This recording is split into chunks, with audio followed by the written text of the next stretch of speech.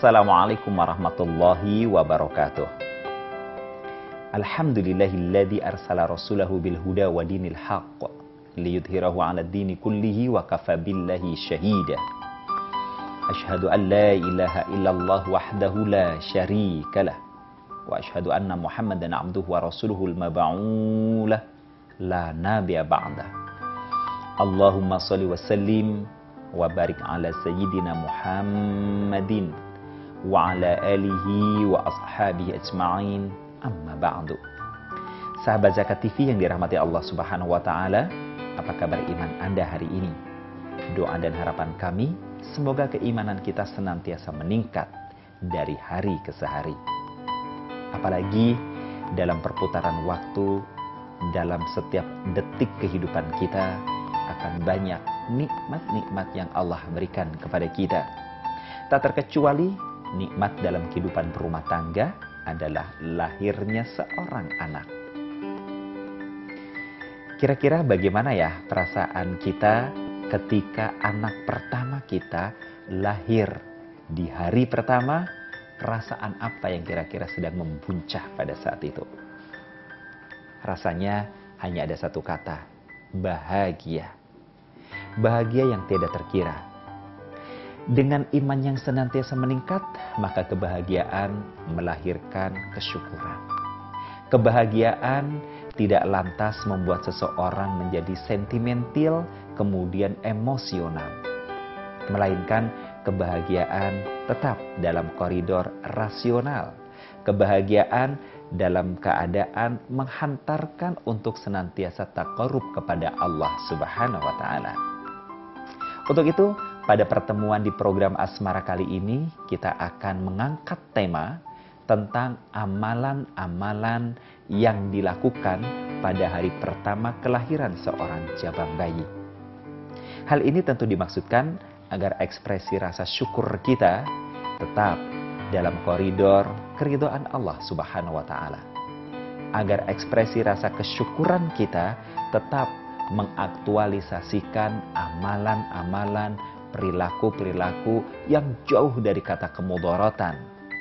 Tetap dalam perilaku imaniyah, tetap dalam ruang ibadah, bukan kemubadiran.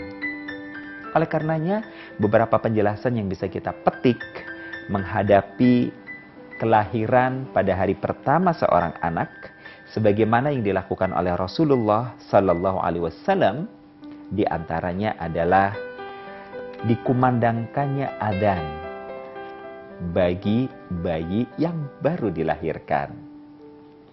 Wujud kebahagiaan dengan mengadzankan di telinga kanan bagi sang bayi dan telinga kiri bagi sang bayi ini adalah menurut riwayat dari Ibnu Ahmad, Abu Dawud, dan Nasa'i, bahwa ketika Husain lahir, Rasulullah Sallallahu Alaihi Wasallam mendengarkan adzan di telinganya seperti adzan yang dikumandangkan untuk memanggil orang-orang Islam menunaikan ibadah sholat.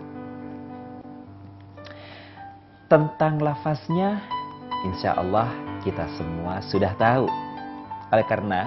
Oleh karena itu, wabil khusus bagi para laki-laki mukmin, mumpung jauh-jauh hari harus berlatih mengumandangkan suara adzan.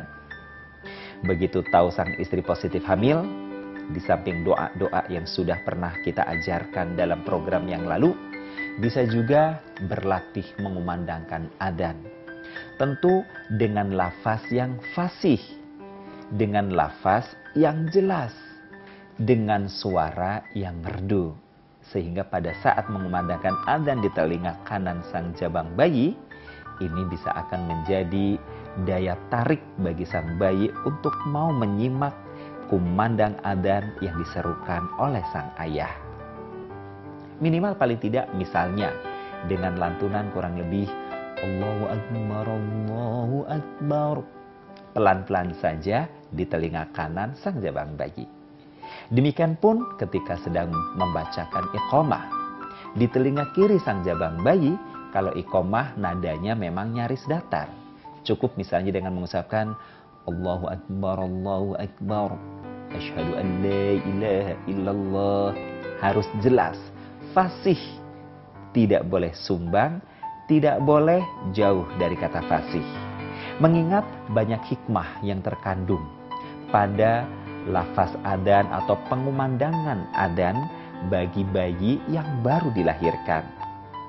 Beberapa hikmah dan rahasia adzan yang diperdengarkan untuk bayi yang baru lahir menurut Ad-Dahlawi adalah sebagai berikut. Pertama, adzan adalah termasuk syiar Islam. Yang kedua, pengumandangan agama yang dibawa oleh Rasulullah Muhammad sallallahu alaihi wasallam. Yang ketiga, pengumandangan adzan langsung di telinga anak. Yang keempat, adzan adalah pengusir setan. Sedangkan setan langsung menggoda anak manusia sejak dilahirkan.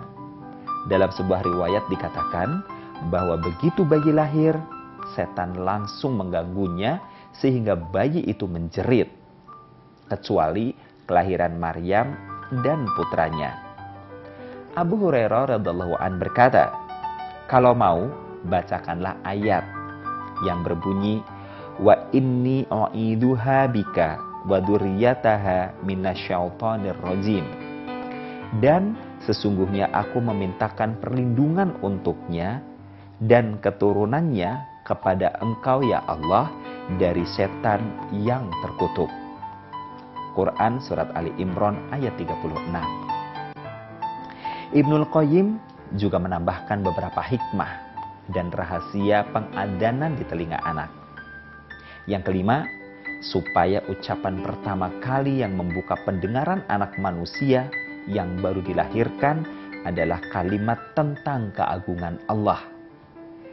Dan kalimat syahadat sebagai kunci memasuki kehidupan dunia, sebagaimana kalimat itu dipergunakan sebagai kunci untuk masuk Islam.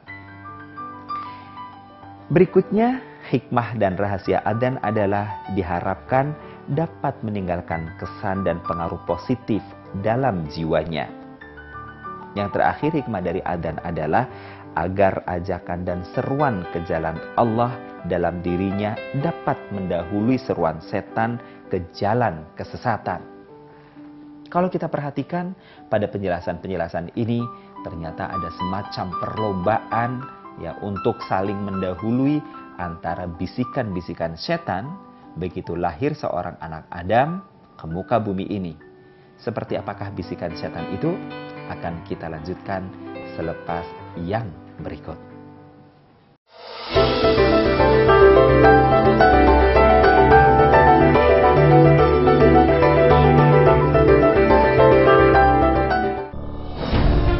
Ketika keindahan dunia merebak keselarasan, berbagi kemesraan. Ketika sejuta tangan merangkai kebahagiaan dalam kehidupan yang harmoni. Ketika zakat Anda wujudkan indahnya dunia.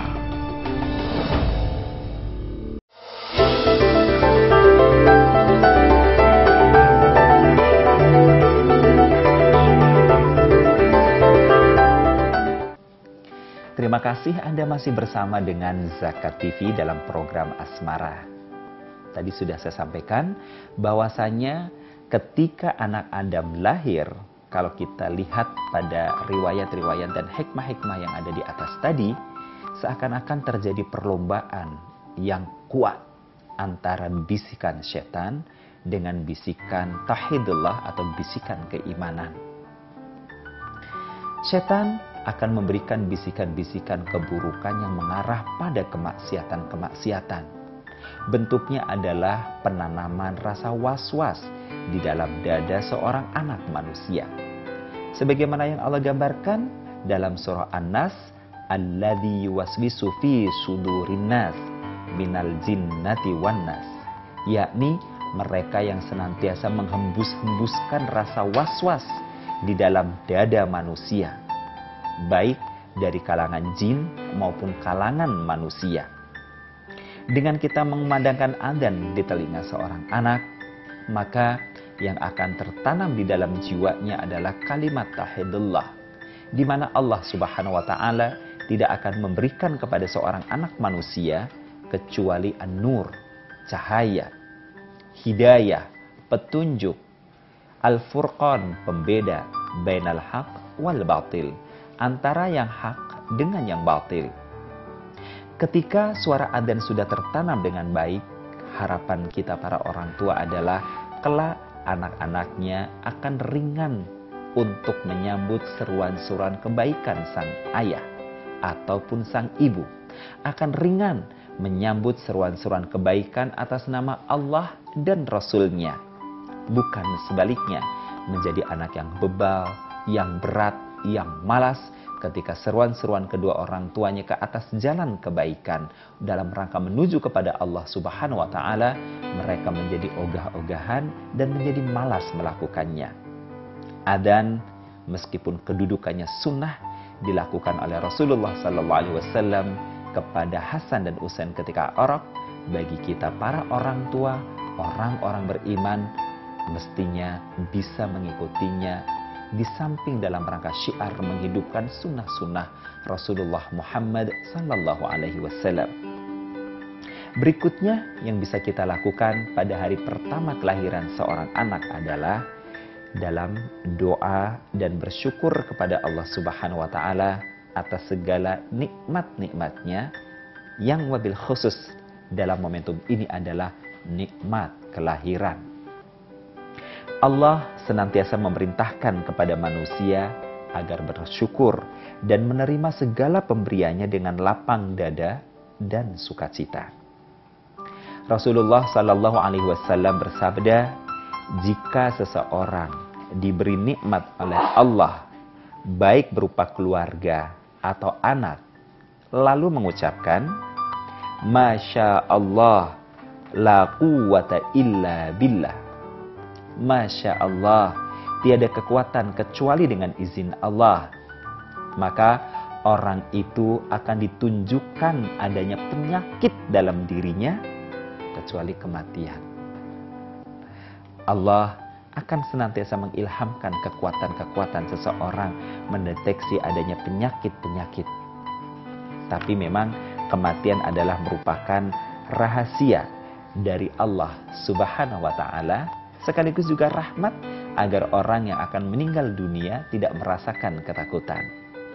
Sementara dari Ummul Mukminin Aisyah radhiyallahu an bahwa Rasulullah sallallahu alaihi wasallam bersabda, Man robi saghiran hatta yaqul la ilaha illallah lam yuhasibhullah. Barang siapa yang mentarbiyah atau mendidik anak kecil sehingga mengucapkan la ilaha illallah, maka Allah tidak akan menghisapnya. Hadis riwayat Tobroni dari Aisyah radhiyallahu an. Subhanallah, sangat luar biasa apa yang dilakukan oleh orang tua kepada anaknya, meskipun hanya berupa sebuah lantunan doa, meskipun hanya berupa lafaz adzan dan iqamah, menanamkan kepada sang anak sehingga kelak sang anak mampu mengucapkan kalimat la ilaha illallah, akan membebaskan orang tua dari hisapnya. Ini juga semakin membuktikan kepada kita bahwa memiliki anak adalah karunia yang besar bagi seorang mukmin. Anak bukan hanya bunga-bunga keindahan pandangan mata. Anak bukan sekedar pengisi keceriaan kehidupan rumah tangga. Anak bukan sekedar pengisi kekosongan waktu tatkala tidak ada hiburan yang lain. Melainkan anak dihadirkan oleh Allah Subhanahu wa Ta'ala sebagai ladang amal. Anak dihadirkan oleh Allah Subhanahu wa Ta'ala sebagai ladang kebaikan-kebaikan.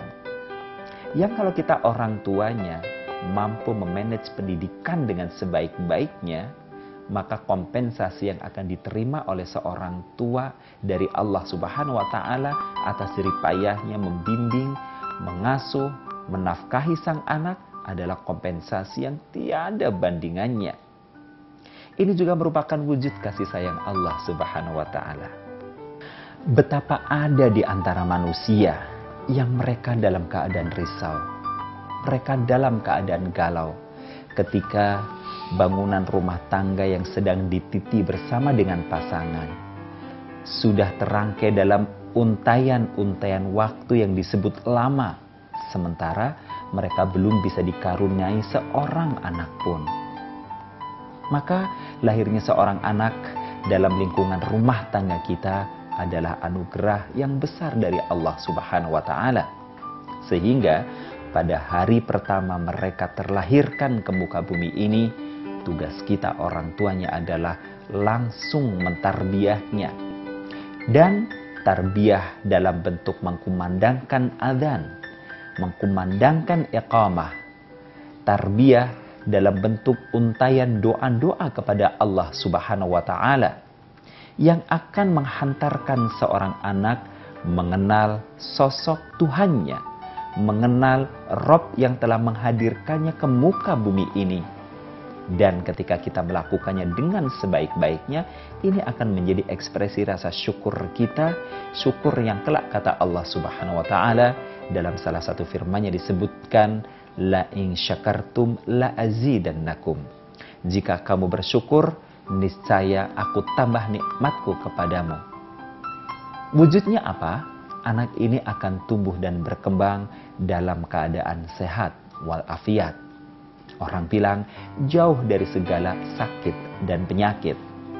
Dengan mengenalkan kalimat tauhidullah melalui kumandang adzan, iqamah, dan ucapan-ucapan yang baik pada sebuah doa, maka sang anak terhindar dari godaan setan. Kita akan lanjutkan setelah lepas pesan-pesan yang berikut.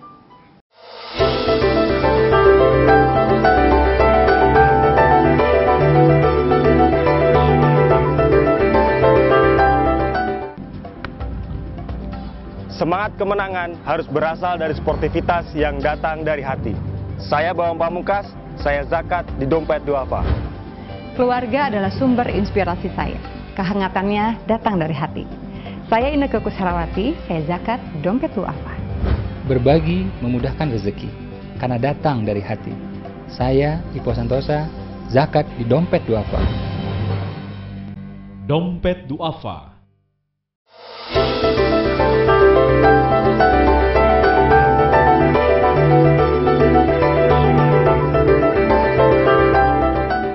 Iya, sahabat Zakat TV di mana saja Anda berada, kembali lagi masih dalam program Asmara. Bagi Anda yang mungkin baru terhubung atau tersambung dalam saluran ini, bahwasanya tema yang sedang kita perbincangkan kali ini adalah amalan-amalan pada hari pertama kelahiran sang jabang bayi. Tadi sudah diuraikan bahwasanya ada pelaksanaan kumandang adzan di telinga kanan, iqamah di telinga kiri. Kemudian berdoa sebagai tanda syukur dengan hikmah-hikmah yang terkandung di dalamnya sudah kita gali. Berikutnya yang bisa kita lakukan pada hari pertama kelahiran anak adalah mentahnik bayi. Bagi sebagian orang kata-kata tahnik ternyata masih asing, bahkan di kalangan orang-orang beriman sendiri. Mungkin karena ini hanya sekedar dianggap sebagai budaya dan ini berlalu atau sudah berlalu, atau memang kaum muslimin betul-betul tidak tahu sama sekali bahwa dalam pelaksanaan amalan-amalan hari pertama lahirnya seorang bayi ke muka bumi ini adalah dengan memberinya amalan tahnik. Apa itu tahnik? Dalam catatan di sini disebutkan, ahli bahasa menerangkan bahwa tahnik itu adalah melekatkan kurma atau lainnya yang telah dikunyah oleh orang dewasa pada langit-langit mulut bayi. Abu Musa menuturkan pengalamannya bahwa ketika anak laki-lakinya lahir, anak itu dibawanya ke Rasulullah Sallallahu Alaihi Wasallam agar ditahnik oleh beliau. Apakah kamu membawa kurma? Tanya Nabi. Bawa, jawabnya. Rasulullah Sallallahu Alaihi Wasallam kemudian mengambil beberapa biji kurma, lalu dimasukkan ke dalam mulut beliau dan dikunyahnya. Setelah itu, kunyahan kurma yang sudah bercampur dengan ludah Nabi ditahnikkan ke dalam mulut anak Abu Musa yang kemudian diberi nama Abdullah. Setelah tumbuh sebagai seorang pemuda, Abdullah bin Abu Musa menjadi seorang pemuda Ansor yang paling utama. Ummul Mukminin Aisyah radhiyallahu an berkata, dahulu biasanya bayi yang baru dilahirkan dibawa kepada Nabi agar diberkati, yakni didoakan untuk kebaikannya dan ditahnik. Sehingga Nabi pernah dikencingi oleh seorang bayi. Namun beliau hanya meminta air untuk dibasuhkan di tempat kencing bayi tadi. Hadis riwayat Muslim dalam kitab sahihnya dari Aisyah. Menurut Imam Nawawi, maksud dari Nabi memberkati dalam hadis tersebut adalah mendoakan untuk kebaikannya dan mengusapnya. Maka makna barokah adalah kebaikan yang banyak. Sekedar catatan, ulama sepakat termasuk Ustadz Abdullah Nasi Ulwah, beliau mengatakan bahwa tahnik ini idealnya dilakukan oleh sang ayah. Jika sang ayah tidak ada atau tidak bisa, maka dilakukan oleh orang lain yang thiqat. Maksudnya orang yang soleh, yang istiqomah. Kenapa? Karena pada saat mengunyah kurma, akan bercampurlah buah kurma itu dengan ludah orang yang akan mentahniknya. Kita berharap ketika tahniknya itu atau makanan tahniknya berupa kurma dikunyah oleh orang soleh, ludah yang bercampur di sana ada barokah, ada kebaikan-kebaikan. Oleh karena itu, sekedar catatan pula yang harus kita perhatikan, tahnik yang akan dikunyah buah kurma di mulut tadi itu bukan dilakukan oleh seorang pria perokok. Karena ketika orang merokok itu akan banyak racun-racun nikotin yang ada dalam mulutnya bercampur dengan makanan tahnik. Itu sangat berbahaya ketika kemudian kurma yang sudah dikunyah itu lantas diletakkan di langit-langit sang bayi itu akan mencecapnya dengan kuat. Itu menjadi tidak baik. Sehingga ketika tahnik dari kurma tidak ada, para ulama menjelaskan bisa juga dengan sesuatu yang manis. Misalnya dengan madu. Kalau madu cukup dituang, diletakkan di ujung jari, kemudian diletakkan di langit-langit sang bayi. Jika itu pun tidak ada, maka dengan sesuatu yang manis lainnya. Misalnya gula merah. Sehingga sang jabang bayi bisa mencecapnya ketika gula merah yang sudah dilumatkan dengan jari itu kemudian diletakkan di langit-langit sang bayi. Dengan bertahnik akan banyak hikmah-hikmah berupa berkah atau kebaikan-kebaikan yang akan didapatkan khususnya untuk sang jabang bayi. Disebutkan di sini, dari riwayat tersebut dapatlah diambil beberapa hukum berkenaan dengan amalan tahnik sebagai berikut. Pertama, tahnik disunahkan kepada bayi pada hari pertama ia dilahirkan. Yang kedua, upaya mendapatkan keberkahan atau doa kebaikan dari orang-orang soleh. Yang ketiga, disunahkan membawa bayi semasa dalam kandungan atau setelah dilahirkan kepada orang-orang soleh agar didoakan. Yang keempat, ajaran agar bersikap lemah lembut dan tawadhu terhadap anak kecil. Sayangnya, sebagian orang ketika memandang seorang anak, baik yang masih bayi maupun anak kecil, mereka kurang memberikan perhatian, sehingga sikap mereka kurang santun. Anak-anak atau bayi di benak sebagian orang, kesannya dia bukanlah makhluk Allah yang mulia, yang wajib dimuliakan. Sehingga sebagian orang cenderung acuh saja kepada bayi. Mereka bersikap cuek, masa bodoh, bahkan semau-maunya kepada bayi. Padahal bayi yang baru terlahir itu adalah merupakan calon generasi umat manusia. Ketika ia diperlakukan dengan santun, dengan baik, maka sikap-sikap seperti inilah yang akan menumbuhkan semangat kebaikan-kebaikan pada diri sang bayi. Sikap santun yang tertanamkan di dalam jiwanya akan sangat meresap dan pada saat suatu usia tertentu nanti dia harus mengoutput, mengeluarkan sikap-sikapnya, mereaksi adanya aksi-aksi dari luar dirinya, itulah yang disebut dengan akhlak. Begitu besar perhatian Islam untuk mendidik putra-putri agar mereka menjadi anak-anak yang baik akhlaknya. Rasulullah SAW menegaskan, "Adibu auladakum wa ahsanu adabahum." Didiklah putra-putrimu dan perbaikilah akhlaknya. Dengan mentahnik, maka orang tua telah memberikan kebaikan-kebaikan yang banyak kepada bayi yang baru dilahirkan. Ada satu hal lagi yang bisa dilakukan pada hari pertama bayi dilahirkan, yakni memberikan ucapan selamat. Paling tidak, ucapan selamat ini bisa dilakukan oleh seorang suami kepada istrinya. Misalnya saja dengan sebuah ucapan yang artinya, semoga Anda diberkati dengan anugerah bayi. Anda dapat bersyukur kepada pemberi anugerah, memperoleh kebaikannya, dan sampailah dia menjadi matang pikirannya.